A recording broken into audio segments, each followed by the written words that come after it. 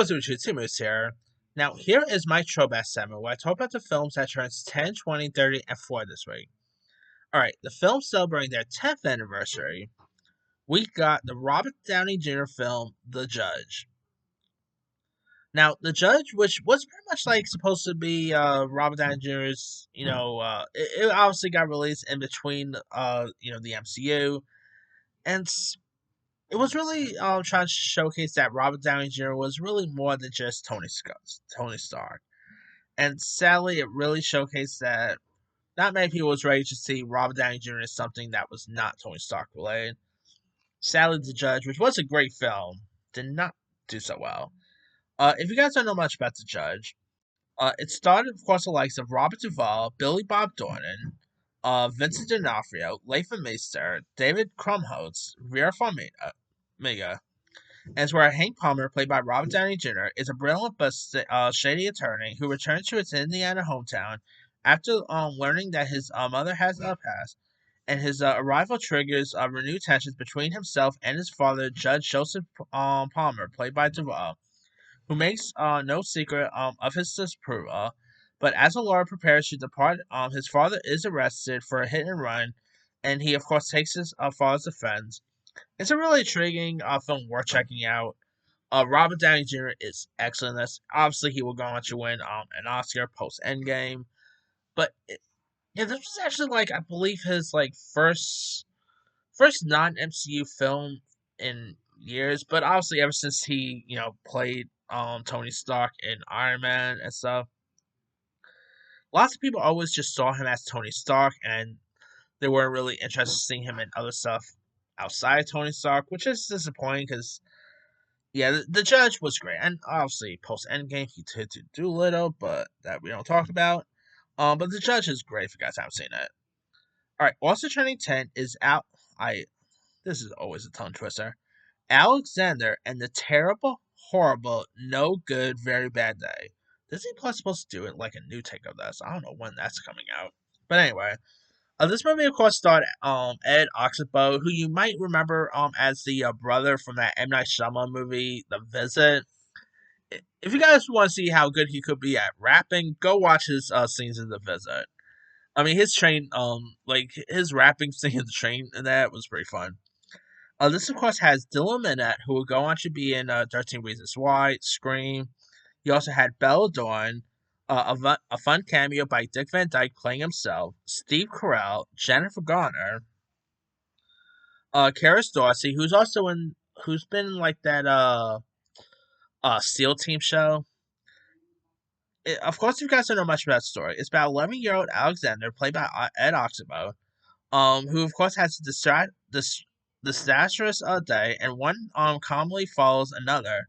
But when Alexander tells his family about his misadventures, he finds little sympathy, and he begins to wonder if bad things happen only to him. But he soon learns that he's not alone when his mother, father, and sister and all find themselves living through their own calamitous days. And this movie is actually a lot of fun. Like this, I know it's based on a book, and that's obviously the title. But man, that is one of the longest titles there is. But I still really thought it was really decent.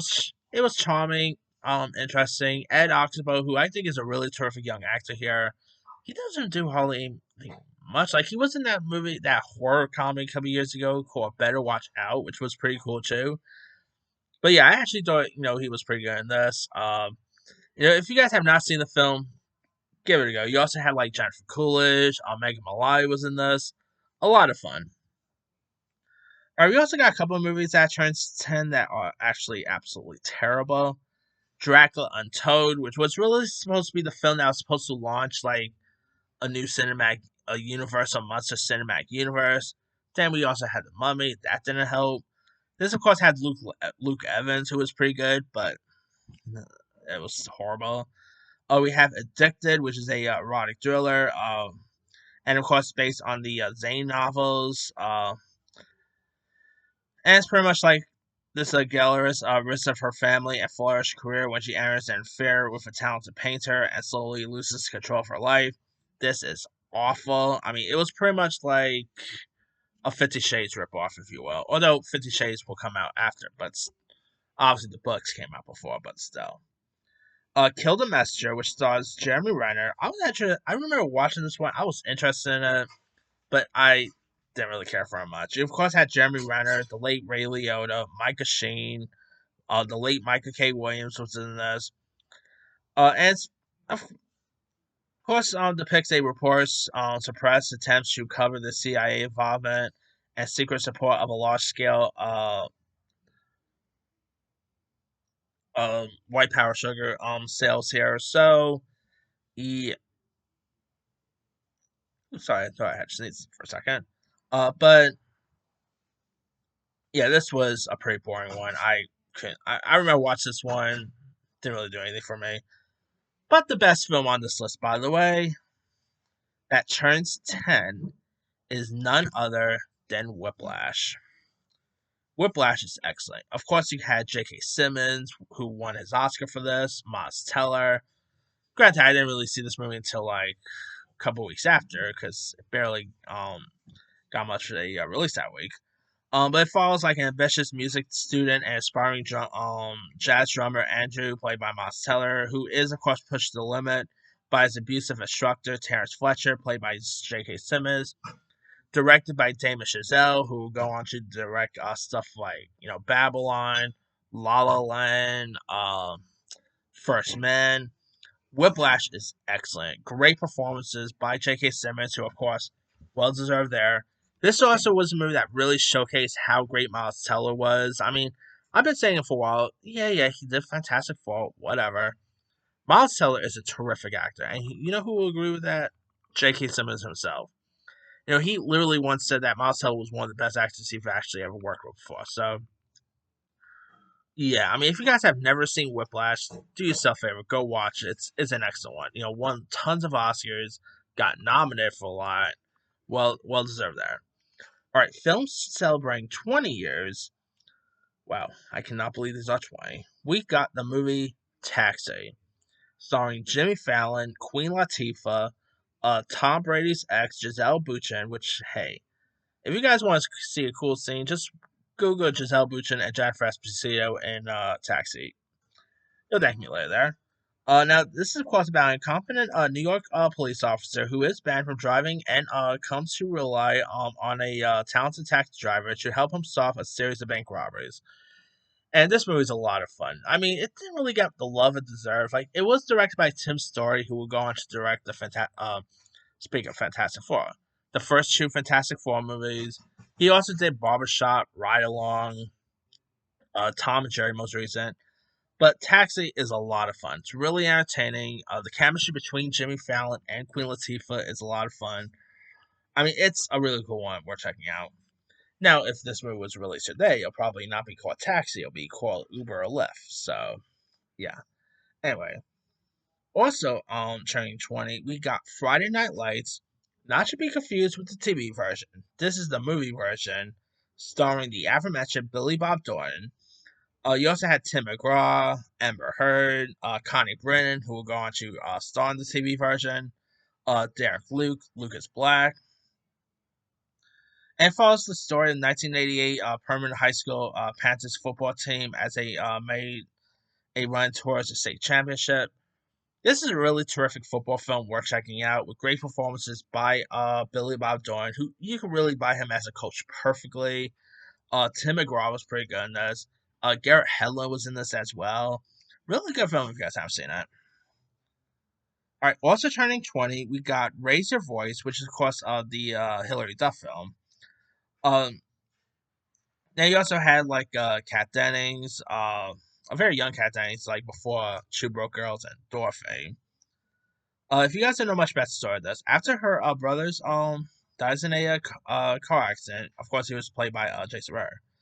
Terry, played by Hilary Duff, wants to leave her small town life to attend performing arts school, but her father, played by David Keith, forbids her from going. And of course, Terry leaves for LA, and now she has to prepare for school's talent competition. You also have Oliver James, who plays her singing partner here. The late Johnny Lewis from Drake and Josh fame, he also appears in this as well. Raiden's voice is really true. Like Hilary Duff doesn't really like do acting as much as she used to do. Like early 2000s, she was all over the place with films and TV, whether it's like Lizzie McGuire, Cinderella Story, and all. I think she was pretty solid in this. Like, this really definitely showcased her acting abilities. That she could do more than just like family fare stuff. And Raise Your Voice was actually pretty solid. Granted, this was a family fare, but I'm talking about like more serious family fares. All right. Now, other stuff turning 20, we got Primer, which is a terrible psychological horror thriller where engineers build and sell terror checking technology with the help of their friends and pretty much accidentally invent what they think is a time machine, and it's a terrible one, not really too memorable to be honest. You also have Stage Beauty with Billy Crudup and Claire Danes, where a female deer dresser creates a stir and sparks a revolution in 16th century London. Not a bad one. Of course, you had Claire Danes was great in this, the late Tom Wilkinson, Richard Griffith, some really good actors in this. We also got Around the Bend, which of course stars the likes of Chris Walken, Josh Lucas, and of course is inspired the relationship between Roberts and between the director Jordan Roberts and his father as they pretty much like go on road trips together here. Not a bad little film there. Of course, Chris Walken was great in this. Really decent flick worth checking out. All right, also turning dirty. Speaking of Rob Downey Jr., by the way, we got Only You, which stars years before Robert Downey Jr. and Marissa Tomei will appear in Spider-Man together. They, of course, played a love interest in Only You. So yeah, if you watch Only You, not gonna want to look at you're not gonna want to look at Robert Downey Jr. and Marissa Tomei as Aunt May and Tony Stark the same way. But the film is, of course, about a young woman who search for a man she believes should be her soulmate, leads her to Italy, where she meets her destiny. Upon its release, now, of course, received most mixed reviews and all. But Tomei and Downey Jr. really had great chemistry in this, and obviously, again, they will go on to play, have cool scenes together in Spider-Man: Homecoming and all. They actually did play off each other really well here, so not a bad look there. Also turning 30, we got The Specialist, which stars Sylvester Stallone, Eric Roberts, James Woods, Sharon Stone, where a woman hires an ex-CIA explosive expert to get rid of the mobsters who killed her parents. And this movie it's not a great film, but it's a lot of fun. Really your '90s style Stallone, who does who does obviously Stallone perfectly here. He plays his part very well. Eric Roberts was great in this. It's not like Stallone's best work. I mean, it's nowhere near as good like as his classic stuff, but it's a really good one. Now, not really should be talk about the 4-year one. Like there is the movie Comfort and Joy, which is directed by Gregory's Girl director Bill Forsyth, with Patterson as a radio disc jockey whose life undergoes bizarre upheaval after his girlfriend leaves him, and also not really memorable there. Garbo Tales, directed by Dog Day Afternoon director Sidney Lumet, starring Catherine Hicks and Bancroft, Carrie Fisher. Where Gilbert Rolfe, played by Ron Silver, finds out that his mother has a brain tumor and is devastated, and his mother Estelle, played by Anne Bancroft, has one last wish to meet the great Greg Garbo, or Greg Garbo. Now, this is maybe a really decent one there. We also got Songwriter, which of course has Willie Nelson and the late Chris Christopherson, which is of course loosely based on Willie Nelson's own life and legend and finances. And it's actually really decent, like country based film to check out here. Willie Nelson and Chris Christopherson, obviously two country music legends, were both starring in this, so that's not a bad one there. But that's pretty much it. Let me show you guys which of these films stand out to you the most. To me, the 10-year one is of course going to Whiplash. The 20-year one is sorry Friday Night Lights and Raise Your Voice. I'm actually gonna go with Taxi. If you guys have not watched Taxi, go watch it. It's a lot of fun. The 30-year one is I'm actually gonna go with The Specialist. That movie is it's not a great film, but it's a lot of fun to check out. And not much with the 4-year one. I guess Songwriter was okay. But of course, to pay my respects for Chris Christopherson, I'll definitely say Songwriter. But anyway, drop comments below. Don't forget to like, subscribe, hit that bell for notification. This is Simon signing.